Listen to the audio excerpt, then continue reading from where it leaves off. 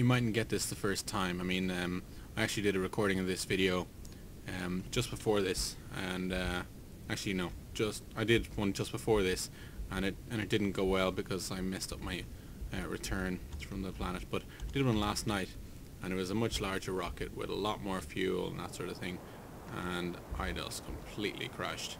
Like it was just awful. I did eventually survive, and I did manage to make it back to the planet and everything like that, but it was terrible. I kept messing up my orbit. I was going basically upwards around the moon and slowing down. I was way too far away from the arch and things like that, and yeah. So as you can see, I'm keeping my leading two digits around this number smaller than the leading two digits. I should be okay. When you get close to the ground though, you can't always rely on this, because it sometimes the hills could be higher. Like right now I'm below the height of this, but okay, now it's getting a bit tough because it's the dark side of the moon, but you gotta try and see roughly, looking at where the rocks are and things like that, how high off the ground you are. So I can kind of see now that I'm getting a bit closer. I'm gonna slow down, keep myself below 3 meters per second, I'll be fine. So here we go. If I land at any point now, I'm gonna be fine. Here we go. Ground's gotta be here sometime. Here we go. And gently down. Bit of a slope. No problem though. I like to use 3 lander legs because it means if you are on a slope or if you are on an uneven surface, the 3 legs will end up touching the ground no matter what kind of shape you're on. But if you use 4 legs or an even number like that or something, or lots of legs, it means you have to land on a pretty level surface. Okay, we're a good distance away from the moon arch, and I think we have enough fuel that we could get a little bit closer, so that we could have little Kerbals go around. Or maybe it would even be enough just to use our EVA packs to get close to it. Okay, I'll fly up a little bit actually.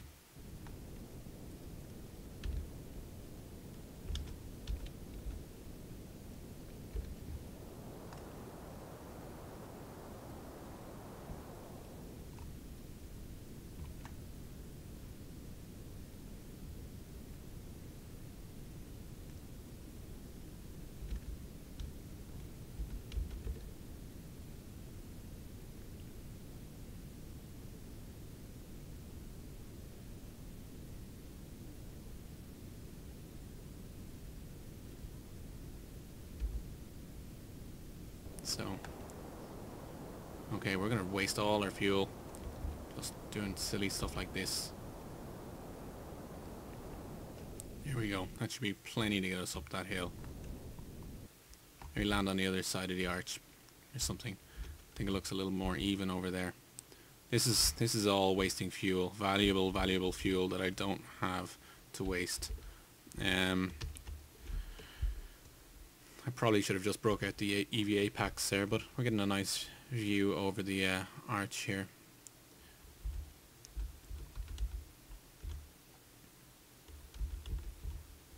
I'm just keeping myself aligned with the green part here.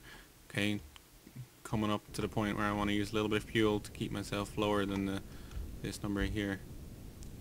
Oh god. Okay, I think we're not going to land on the arch, thankfully. We'll be alright. But I don't think you can get any closer than that. That is some seriously close stuff.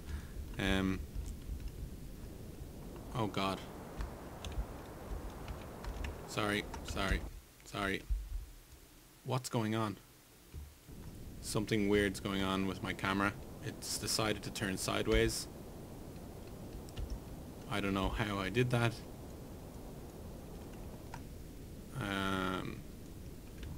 Sorry. My camera has gone sideways. Okay, sorry about that. I hit C, which is apparently a button that does things. So don't hit C when you're really coming into a very narrow landing.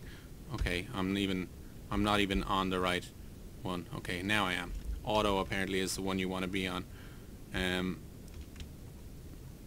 Okay, so now get to fall again. This time, hopefully, don't hit any funny buttons and don't die. That was so close. Okay, basically falling vertically now.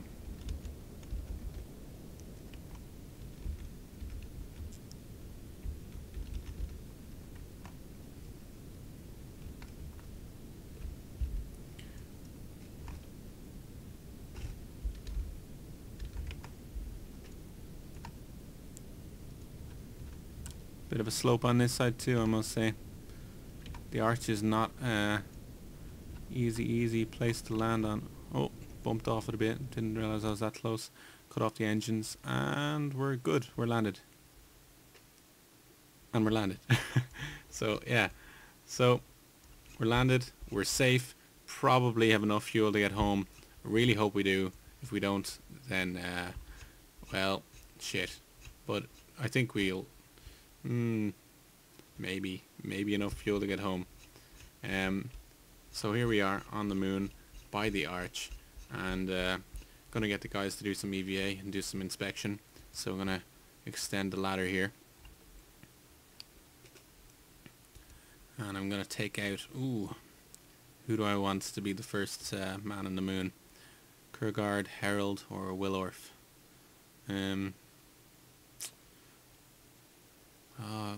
Willorf. Willorf, I think, will be the second man on the moon. I think Kurgard is a pretty cool name. So I'm gonna have him come out and be. Oh, better turn on the lights on this freaking dark side of the moon here. So one small step for Kerman, and one giant leap probably onto his back for Kerman kind. In true Kerbal style there. Alright.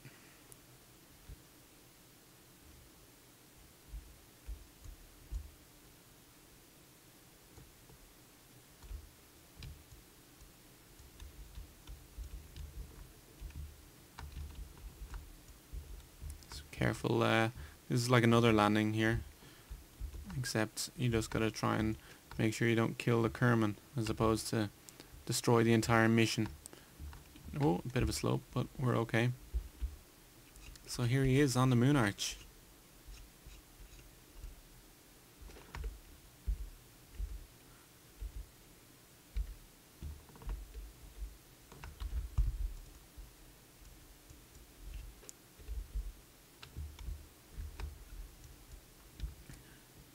Try not to get splattered on the surface. There we go. Bit of a tough enough landing, but he's okay. So looks like things are pretty good on the moon. So Kurgard's probably done taking his samples now, so I think it's time for them probably all to return home.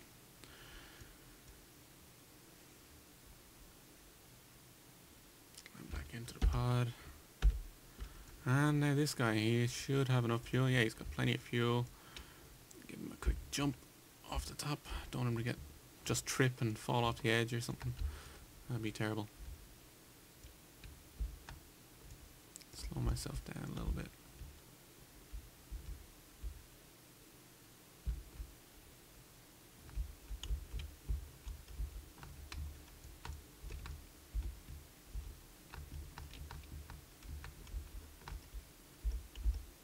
There we go.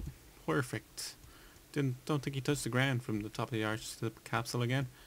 So I guess I'm going to go pretty much straight out.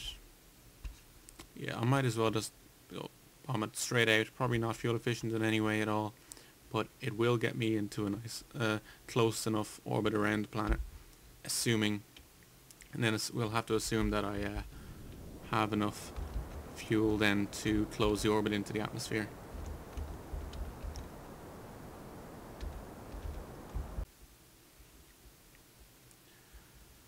And here we go, moon orbit, right.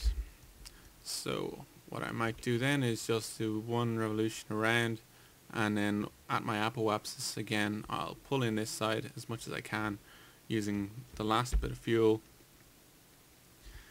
and hopefully we will be able to land safely. Start burning. It's coming in fairly quick. It's going to get harder and harder to pull in the closer it gets, I believe.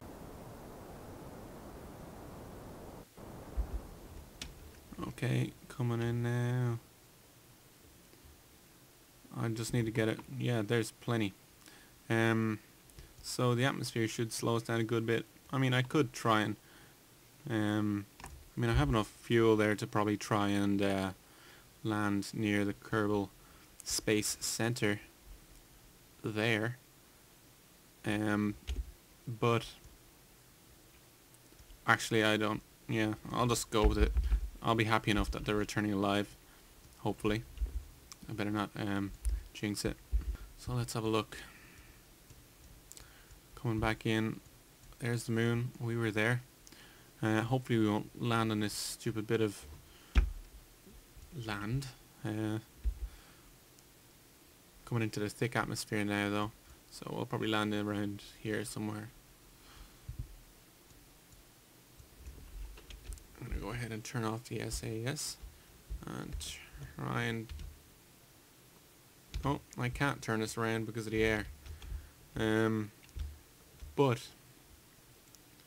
as I get into the atmosphere a bit, I'm going to deploy the parachutes around, I don't know, I usually do it around 1500 meters or something like that, and I'll try and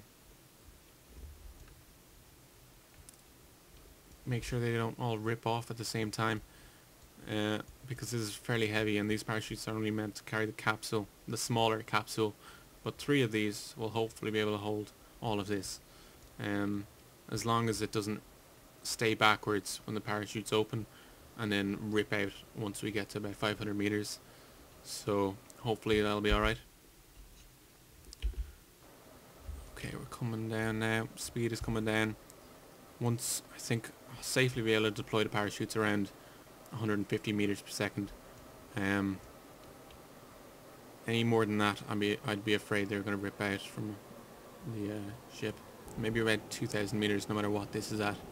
I'll deploy these parachutes and try and turn this around before the parachutes deploy, because I don't want them to just completely yank this around and then the G-force just ripping it off completely. So yeah, I'm just going to deploy them now and then let go of the SAS and turn this around myself. Okay, I think we'll be okay. Deploy. Okay, thank God. Alright. So it looks like we survived. Kilgard was on the moon arch. Wildorf and Harold both walking on the moon. 12.8 meters per second descending, even less, probably about 12 meters per second when we hit the water. That's plenty survivable. I can actually slow myself down a good bit as well with the rocket here. I don't want to do it too much though, because I do want to hit the water eventually. But I don't want the rocket on when I hit the water, because it always destroys it then. So I'm going to cut it off now and... Ooh. Yeah, that all just gets destroyed anyway. But there we are. Safely back in the water and do the usual sign off. So there we have it. The Kerbals safely, sorry, I nearly said space, safely returned from the moon. There it is in the background, quite fitting, with a nice, I don't know, I thought the sun was out somewhere, but apparently not. And it looks like they survived. Part of the ship got destroyed hitting the water, but that seems to happen no matter what happens. So, but the pod safely landed. All guys are safe. And yeah, so next time I'm thinking what I'll probably do is I'll take a trip to Minmus. But next time it's going to be a 2-part mission, I think. I'm going to first of all make a smaller ship and take one Kerbinaut up there and land on the surface, and I'm going to make a rover out of stock parts and using like the airplane wheels and things like that. And I'm going to have him rove around on the surface for a bit. And then I'm going to have a second larger ship come and land with one of these larger capsules. I'll only be holding 2 of the Kerbals. One of them will be standing on a launch pad or something like that. And I'll pick up the other guy after he's done roving around on the surface for a while, and then all 3 of them will come back, leaving the other ship and rover behind, and hopefully return safely. I think that's a good way of doing the next mission. It's a bit different, as well as being a new moon. It's not the exact same thing, and you get to see a bit of a stock rover as well. So hopefully I won't royally screw that up. So thanks for watching.